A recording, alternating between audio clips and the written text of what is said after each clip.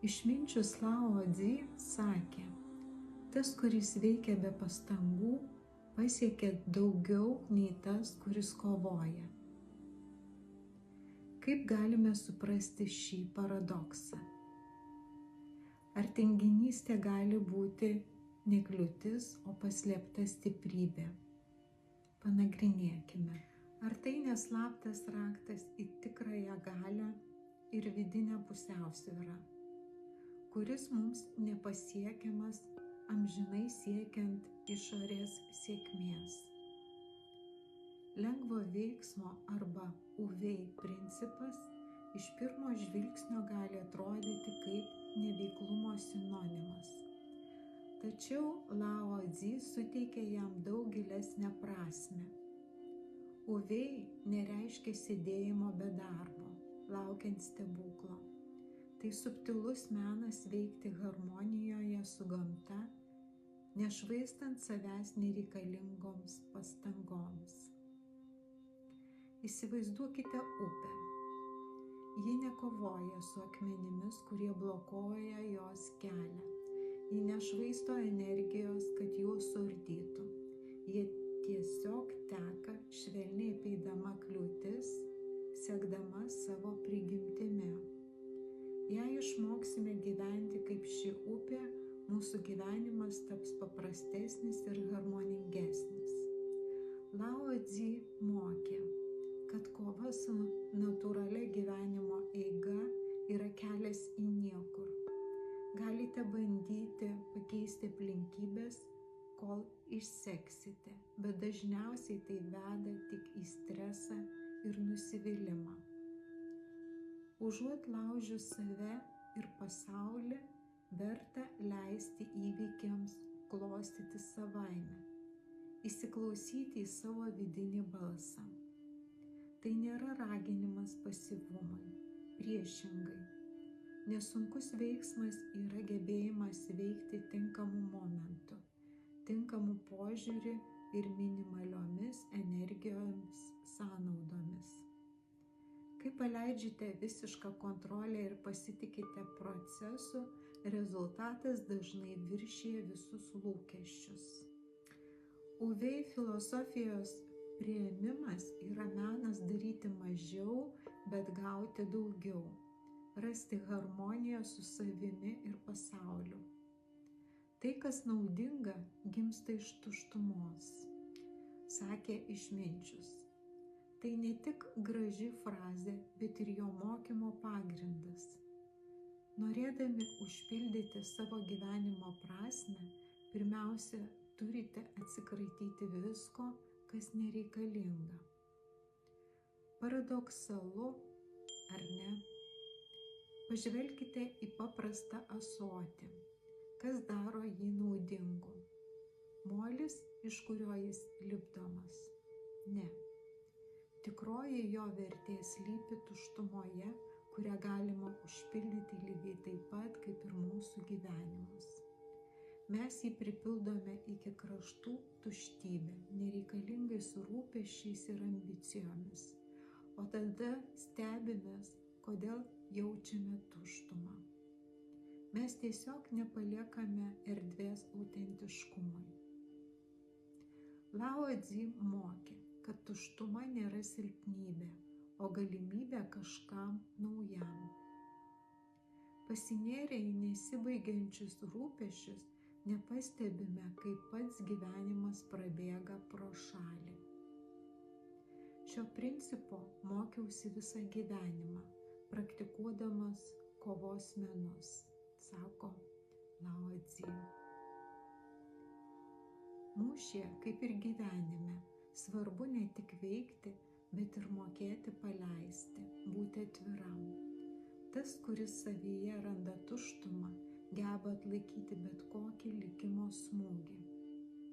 Juk tuštuma yra erdvė laisvei, o laisvė yra ne ribų nebuvimas, o gebėjimas būti tėkmėje, nesistengiant jos pažaboti.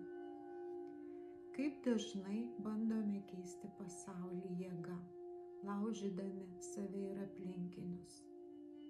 Tokia žmogaus prigimtis. Jam nepatinka, kai viskas vyksta ne pagal planą. Lao Tzu sakė, kad tikroji stiprybė slypi gebėjime judėti kartu su gyvenimo tėkme, o ne prieš ją. Medis nebando augti ant plikos uolos, upė nesistengia tekėti atgal. Kodėl mes taip atkakliai priešinamės? Jums tereikia priimti šį principą ir gyvenimas tampa lengvesnis. Jums reikia tapti lankščiam, kaip bambukas, kuris lenkiasi vėjo gūsiuose, bet niekada nelūžta. Jis nesipriešina, jis priima. Tai yra tikrosios stiprybės paslaptis. Nebandykite pakeisti to, ko negalima pakeisti, bet išmokite gyventi harmonijoje su tuo. Kai priimsime gyvenimą tokį, koks jis yra, pats pasaulis parodys teisingą kelią. Jums tereikia išmokti tai išgirsti. Mes tiek daug energijos išleidžiame bandydami patenkinti kitų žmonių lūkesčius, kad pamirštame pagrindinį dalyką – būti tikriems. Išminčius mokė, kad galingiausi ir harmoningiausi veiksmai gimsta iš vidaus. Tai panašu į šokį. Kai priverčiate save laikytis griežto ritmo, judesys tampa suvaržytas ir negyvas. Tačiau, kai tik pasiduodate muzikai, leidžiate savo kūnui laisvai judėti. Šokis atgyja, tampa natūraliu ir gražiu. Tas pats ir gyvenime. Kai nustojate kontroliuoti kiekvieną akimirką, ji pati siūlo tinkamą judėjimą. Tai nereiškia sėdėjimo ir laukimo. Tai reiškia būti darnoje su savimi ir pasauliu, leisdami įvykiams subręsti. Gyvenk lengvai, gyvenk natūraliai. Tai yra tikrasis meistriškumas. Prisimink, kiek kartų bandei kontroliuoti kiekvieną smulkmeną, kiek pastangų reikėjo įdėti, kad viskas būtų gerai ir kiek nusivylimo atnešė rezultatas. Lao Tzu perspėjo, visiška kontrolė veda tik į įtampą ir bejėgiškumą. Tikroji galia slypi gebėjime paleisti, pasitikėti gyvenimo tėkme ir rasti laisvę. Tai neveikimo menas, uvei filosofija, kuri neskatina dykinėjimo, bet moko mus gyventi harmonijoje, daryti mažiau ir pasiekti daugiau. Daugelis problemų išsisprendžia pačios, jei atsisakome visiškos kontrolės iliuzijos. Tai filosofija, kuri moko mus nestatyti dirbtinių kliūčių savo kelyje. Tai kuo mes užpildome tuščią ąsotį? Rūpesčiais, nuoskaudomis, nereikalingais dalykais. Bet kas, jei atsirastų vietos tikriems jausmams, išminčiai, atleidimui? Kai nesi prisirišęs prie rezultato, gyvenimas tampa lengvas. Tau nebereikia kovoti su tuo, ko negali pakeisti. Tuštuma yra tavo tikroji stiprybė. Išsilaisvink nuo visko, kas nereikalinga, ir tik tada iš tikrųjų pajusi, ką reiškia būti gyvam ir laisvam.